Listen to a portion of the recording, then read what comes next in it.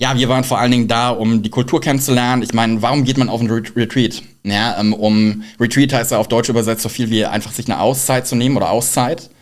Ja, oder wie eine Art Urlaub, aber mit einer bestimmten Intention im Hintergrund. Und ja, im Prinzip eine Reise mit einer coolen Truppe, mit coolen Leuten, verbunden mit spirituellem und persönlichem Wachstum. Jetzt hast du in nicht allzu langer Ferne schon dein Retreat in Ägypten geplant. Im Oktober war der? Also Ende September. Ende September bereits. Was soll da stattfinden? Was erwarten die Leute da auf diesem Retreat? Hat es ähnliche Gründe, wieso du jetzt zum Beispiel nach Peru gegangen bist? Oder was wird dort der Plan sein? Ja, auf dem Retreat in Peru waren wir eine sehr internationale Gruppe mit einigen Amerikanern und vielen Leuten aus Dubai und den Emiraten und ja, auch eine Ägypterin und mit der habe ich mich ein bisschen angefreundet und dabei festgestellt, dass ich erstens ziemlich krasse und intensive Visionen von Ägypten gesehen habe, ja, in diesen Zuständen, in denen man ein bisschen verändertes Bewusstsein hat. Und ich muss ganz ehrlich sagen, ich war bis zum heutigen Zeitpunkt selbst noch kein einziges Mal in Ägypten. Ich werde jetzt aber tatsächlich in den nächsten 1-2 Monaten persönlich hin, ja, mir Sachen vor Ort anschauen und dann dort auch nochmal genauer planen, was wir wirklich exakt machen werden. Ja, wobei der grobe Plan so gesehen steht schon. Ja, wir werden die ersten 1, 2, 3 Tage in Kairo sein und uns dort die Pyramiden von Gizeh anschauen. Und werden dann höchstwahrscheinlich von dort in den Süden, nach Aswan und Luxor. Und dann da eine sogenannte Nile Cruise machen, ja, auf einer Dahabeeyah. Das ist so ein sehr altes Schiff, das Schlafplätze hat und mit dem man dann den Nil quasi hochfahren kann. Und dann an bestimmten Orten, wo bestimmte heilige alte Tempel, auch Pyramiden und ähnliche Städte sind, uns die anschauen, ja, sofern das erlaubt ist, weil das ist nicht überall erlaubt, oder geht nicht überall, meditieren. Die Diandra ist mit dabei, Diandra Steljes, die macht da Kundalini-Aktivierung, ja, sodass so über den Tag verteilt wir morgens Yoga, Kriya-Yoga oder auch Kundalini-Aktivierung machen, dann tagsüber uns Sachen anschauen, ja, auf lokale Märkte gehen, Tempel besichtigen und dann nachmittags und abends Workshops machen oder einfach die Kultur kennenlernen, essen, tanzen, Spaß am Leben haben. Ja. Die große Überschrift für dieses spezielle Retreat in Ägypten heißt Sacred Heart Healing auf Englisch. Das bedeutet auf Deutsch so viel wie die Heilung und Aktivierung des heiligen Herzens. Ne? Und hat ganz, ganz viel mit dem höheren Selbst zu tun. Und ich kann schon mal so viel verraten, dass in Peru ich eine extrem starke und intensive Verbindung zu der ägyptischen Göttin Hathor gespürt habe. Und natürlich auch zu Horus und zu Tod und zu ein paar anderen. Und ich selbst habe irgendwie, ich weiß nicht, woher das kommt, ja, aber ich habe irgendwie eine extrem starke innere Verbindung oder Connection zu Ägypten, obwohl ich noch nie vor Ort selbst gewesen bin. Ich meine, also ich bin Hypnotiseur und ich habe mich auch selbst mehrfach in den letzten 10, 15 Jahren hypnotisieren lassen und habe schon vor 11, 12, 13 Jahren eine extrem lebhafte Reinkarnationssession gemacht, in der ich mich selbst in einem Leben in Ägypten vor 1500 Jahren gesehen habe. Ja? Und wirklich eine extrem crazy, krasse Geschichte da gesehen habe, wie ich ein junger Mann da vor Ort war und der dann relativ früh seine Mutter verloren hat. Dann vor Ort ein extrem erfolgreicher Geschäftsmann geworden ist auf den Märkten, soweit, dass ihm irgendwann eine Bar oder ein Club gehört hat, und der dann dort vor Ort aber immer irgendwie auch ja auf eine Art Sinnsuche war oder nach einem Weg gesucht hat, ja, mit dem Tod seiner Mutter abzuschließen oder sich irgendwie mit seiner Mutter wieder verbinden zu können, der dann ja natürlich in die lokalen Religionen, Kirchen, Tempel gegangen ist und dort dann gelernt hat und festgestellt hat, dass auch damals das schon so war, dass es halt quasi wie eine Art, ja, oder dass die öffentliche Religion, die es halt damals gab, mehr eine Religion für die Massen war, die irgendwie so ein bisschen mehr Hokuspokus gewesen ist. Und das ist aber tatsächlich, quasi in den Geheimkämmern oder in den quasi Hinterzimmern von den Tempeln wie eine Art, ich will nicht sagen, ja, so eine Art Geheimorden gab, von Leuten, die halt so oder von hohen Priestern und eine Art Gilde, die die so die tatsächlichen wahren Sachen, die auch wirklich funktionieren, zumindest sah das damals so aus und war super interessant, das da irgendwie zu erleben in der Hypnose-Session. Ja. Also der hat einfach ich habe als dieser Kerl festgestellt, dass es halt tatsächlich auch wirklich was dahinter gab. Ja. Und das Leben ist dann so geendet, oder die Vision davon ist so geendet, dass er tatsächlich irgendeinen Alchemisten gefunden hat, der ihm dann irgendein Getränk oder Gebräu gegeben hat, das er dann getrunken hat. Und so die letzte Szene war dann, ich saß in einem Sessel und dieses Getränk getrunken und dann kam tatsächlich irgendein Licht oder seine Mutter kam, aber das Leben war dann auch vorbei. Ja, also das Getränk war tendenziell tödlich. Oder ich weiß es nicht, auf jeden Fall ist das so das, was ich damals gesehen habe. Und interessanterweise auch auf dem Retreat, wo ich dann in Peru war, habe ich halt so eine heftig krasse Connection oder so eine heftig intensive Verbindung zu Ägypten gespürt und gesehen, ja, in der Form. Und ich weiß nicht, ob man das als jemand, der noch nie Pflanzenmedizin oder ähnliche Sachen gemacht hat, wirklich nachvollziehen kann. Ich habe auf die verschiedensten Arten und Weisen gespürt oder gesehen und verstanden, was zumindest eine Möglichkeit sein könnte, wie der Kosmos oder das Universum oder auch der Planet hier tatsächlich aufgebaut ist und funktioniert und das letztendlich eigentlich alles im Prinzip Vibration ist, ja, und das von dem Planeten unten, wie so eine Art Puls alle paar Sekunden kommt, ja, der sich ja teilweise auch physisch messen lässt, ja, mit der Schumann-Frequenz, ja. Und Ägypten ist ebenfalls ein eigentlich fast noch krasserer Knotenpunkt. Da laufen noch mehr Leylines, die sich interessanterweise da fast um die Gegend zwischen Kairo und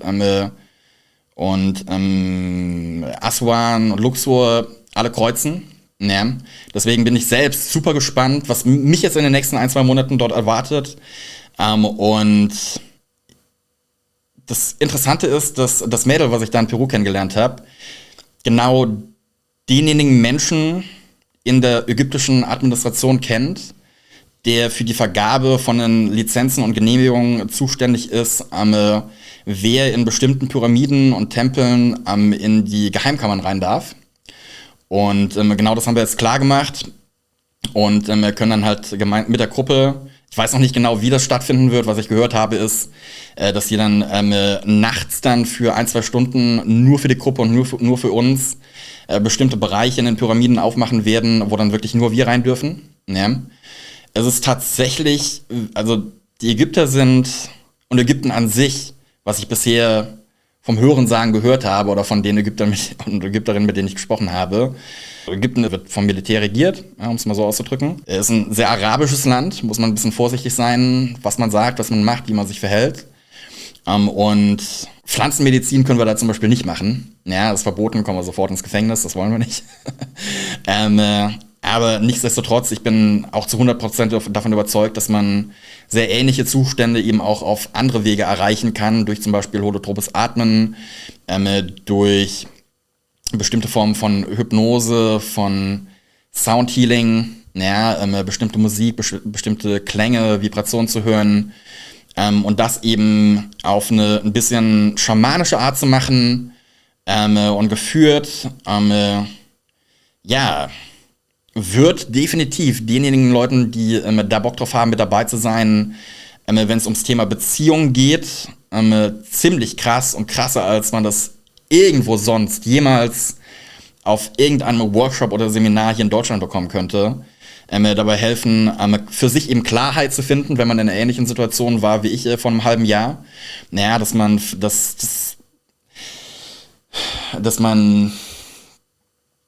wenn man zum Beispiel, oder was ich halt beobachte, bei ganz, ganz vielen Menschen in Beziehungen, die manchmal gut laufen und manchmal vielleicht auch nicht so, ja, sind Leute, die ähnlich wie ich auch halt extrem beruflich oder vielleicht auch unternehmerisch ambitioniert sind, ne? Und vielleicht sogar ein bisschen zu ambitioniert, ne? Vielleicht sogar Leute, die das Gefühl haben, irgendwie kurz vorm Burnout zu stehen, ne? Und die Schwierigkeiten in ihrer Beziehung vor allen Dingen deswegen haben, weil sie den Stress aus ihrem Job oder aus ihrem Unternehmen in die Beziehung mitnehmen, ne? Oder sich das da dann eben widerspiegelt. Ne? Und ein Retreat ist immer dafür da, einfach mal wirklich tausende Kilometer Abstand zu nehmen, mal ganz woanders zu sein, sich wirklich komplett fallen lassen zu können mit Leuten, denen es vielleicht gerade ähnlich geht. Ne? Und es muss nicht nur ums Thema Beziehung gehen. Beziehung kann auch bedeuten im geschäftlichen Kontext, ja, wenn man Probleme im Business hatte oder da es immer wieder irgendwie zu Konflikten kommt oder kam, ne? Oder wenn man das Gefühl hat, hey, ich bin irgendwie so ein kleines Stückchen von meinem göttlichen Weg oder von meinem eigentlichen Weg abgekommen. Ne? Und so war das halt auch bei mir. Ne? Und ich habe sehr, sehr lange gebraucht in meiner vorherigen Beziehung, um das zu merken. Wenn man selbst in der Situation ist, dann fällt es einem selbst eben manchmal gar nicht so leicht zu erkennen oder zu merken, was gerade eigentlich wirklich abgeht oder was für Muster da ablaufen. Ja, so dass ich finde, dass es auch und gerade und speziell für Coaches super wichtig ist, nicht zu glauben, dass irgendwie ich bin Gott, ja, und ich weiß alles und keiner steht über mir, sondern ich finde, das Leben ist ein lebenslanger Lernprozess und man kann nie auslernen und es ist sogar super wichtig, sich immer wieder Feedback von außen zu holen und von Leuten, die vielleicht auch nicht zu 100% komplett fehlerfrei sind. Ja, ich bin auch nur ein Mensch, ich lebe mein Leben und ich mache auch Fehler. Ja, ich bin weder Gott noch perfekt. Ja. Aber ja, genau solchen Menschen möchte ich eben gerne helfen, einfach mal so ein bisschen aus ihrem Alltag rauszukommen, ihre Seele und ihr höheres Selbst und ihr höheres heiliges Herz zu aktivieren, zu heilen, was auch immer irgendwie an Verletzungen da ist. Ja, für dich waren Retreats immer ein Wendepunkt in deinem Leben auch, um den Fokus und deinen Weg zu finden. Ja. Du wirst dein nächstes Retreat Ende September in Ägypten haben. Da sind noch ein paar Plätze frei. Du nimmst ja auch nur 11 Leute mit. Für die Leute wahrscheinlich interessant, die jetzt was brauchen, einen Wendepunkt im Leben, etwas finden müssen und so eine Erfahrung mit dir oder durch dich gerne erhalten möchten. Gibt es noch spezielle Leute, die du dort gerne mit dabei hast, wo du sagst, ja, genau dafür machst du es ja, damit solche Durchbrüche, man hat ja auch in dem vorherigen, wir hatten einen längeren Podcast, wo es darum ging, was du für Erfahrungen in Retreats hattest, beziehungsweise, also wo du selber noch mal ein bisschen Stories hattest. Was möchtest du gerne dort erleben?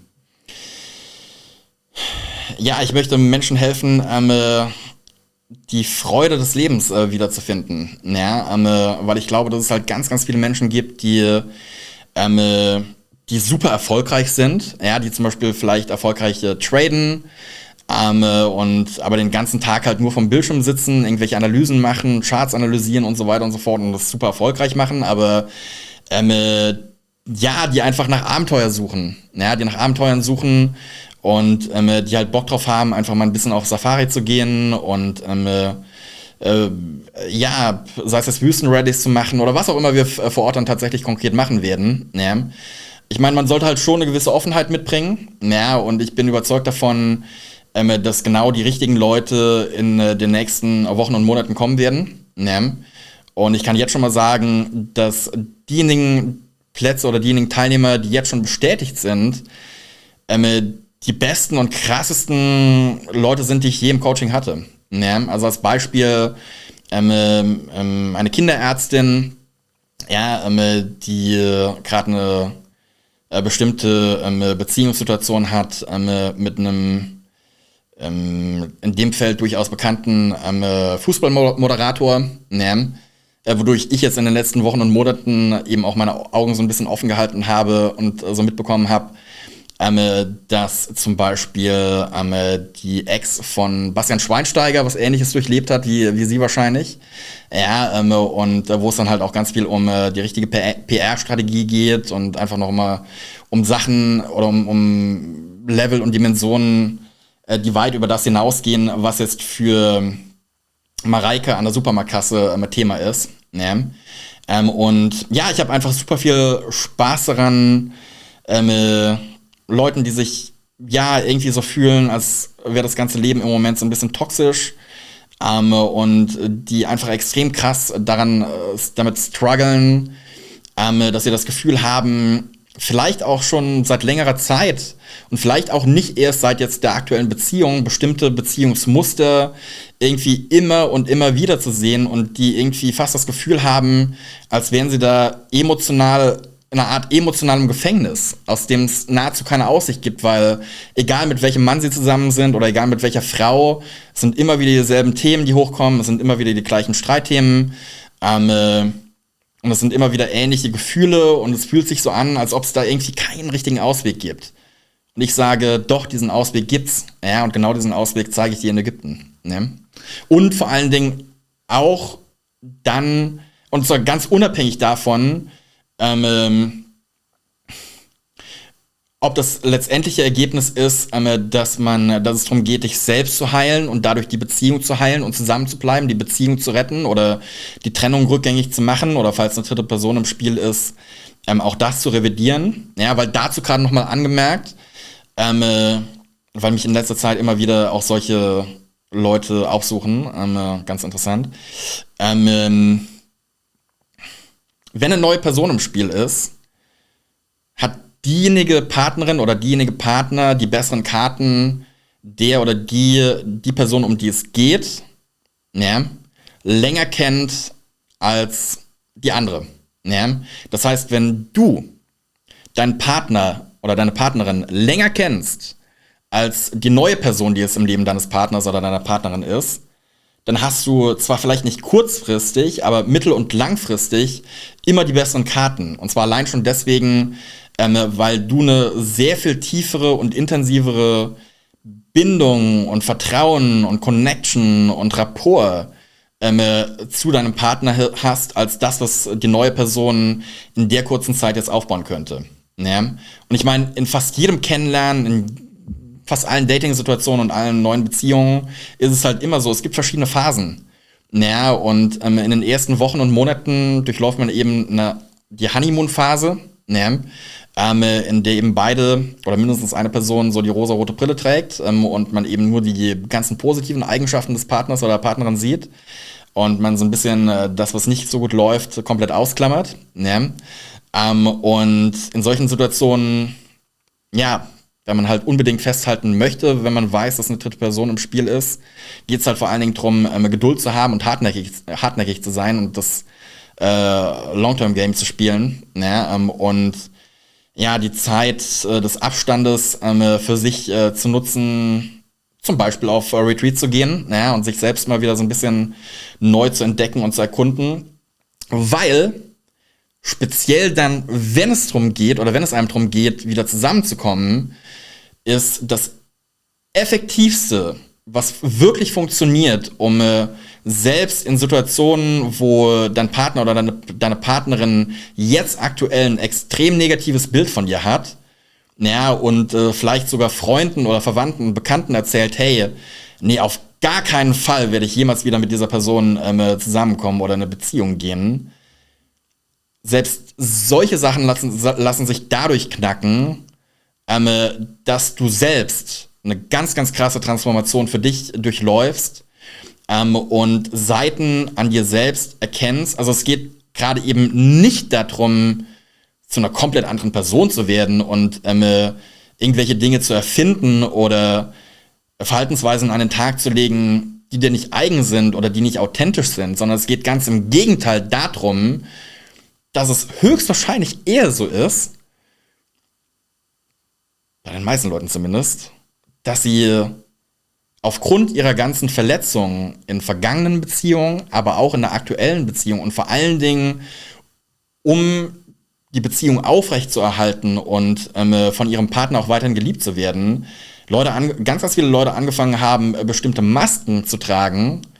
Und das Eigentliche, worum es wirklich geht, ist, genau diese Masken zu erkennen und abzulegen und sein wahres Selbst zu finden oder wiederzufinden und sein höheres Selbst zu aktivieren, zu reaktivieren und mehr sein höheres Selbst zu leben oder mehr von seinem höheren Selbst zu zeigen. Ne? Und auch das ist eben das, worum es da in Ägypten gehen wird, aber nicht nur in Ägypten, sondern was im Moment noch so ein bisschen in den Kinderschuhen steckt, Costa Rica und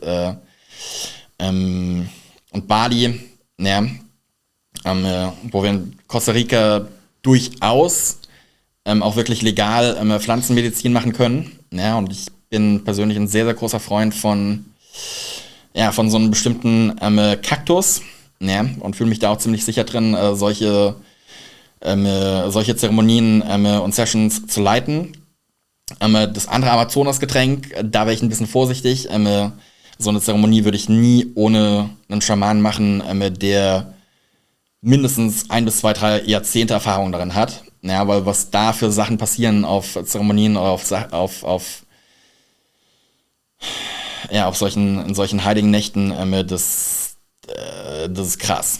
Ja, also da bin ich selbst noch in Ausbildung, und definitiv nicht am Ende meiner Reise. Und ich würde mich auch selbst niemals als Schamane oder so bezeichnen. Ich arbeite mit schamanischen Techniken, und ich bin, wer ich bin.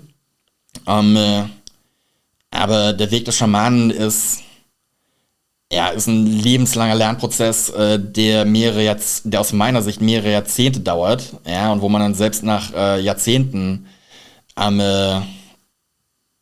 vielleicht immer noch nicht den gesamten Kosmos erkundet hat. Und ich wäre sehr vorsichtig damit, Leuten hinterher zu laufen, die irgendwie so ein paar Ayahuasca-Zeremonien gemacht haben oder ähnliche Sachen gemacht haben und dann gleich sagen, sie wären irgendwie oder sie wären Schaman oder was auch immer. Deswegen Ayahuasca zu 100% braucht es dafür wirklich echte Native, man nennt es auch Spanisch Ayahuaceros, also Schamanen, die wirklich von Kindesbeinen damit aufgewachsen sind. Ich muss ganz ehrlich sagen, dass die Ayahuaceros oder echten Native-Schamanen, die ich da kennengelernt habe in Kolumbien und Panama, die haben mich zwar auch dann in ihren Tribe aufgenommen und haben mir gesagt, ich wäre Ayahuacero, aber ich würde es halt niemals von mir selbst sagen.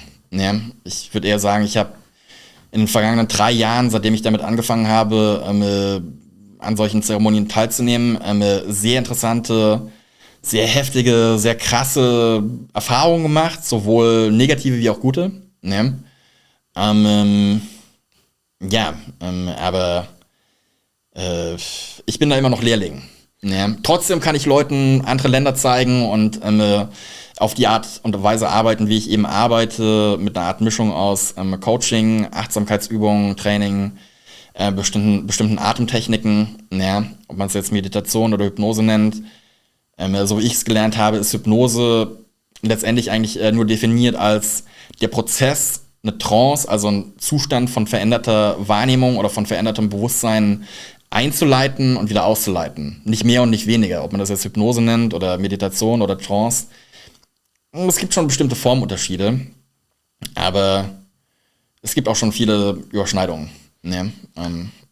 Ich bin auf jeden Fall gespannt auf die Geschichten, die du dann nach dem kommenden Retreat erzählst, das jetzt Ende September stattfindet und auf die Durchbrüche, die dort die Menschen haben werden. Ja.